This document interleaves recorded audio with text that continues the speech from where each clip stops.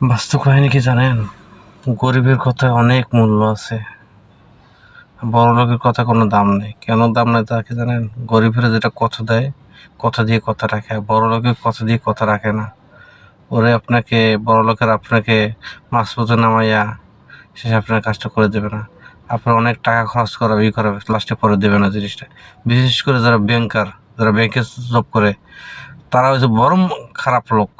তার চাকরি করছেন অনেক দিন, 9 বছর 10 বছর, কোনো লাভ নেই। ওরা আশ্বাস দিয়ে, মিথ্যা আশ্বাস দেয় আপনাকে ঘুরাবে, দেবে না আপনাকে। ঠিক আছে?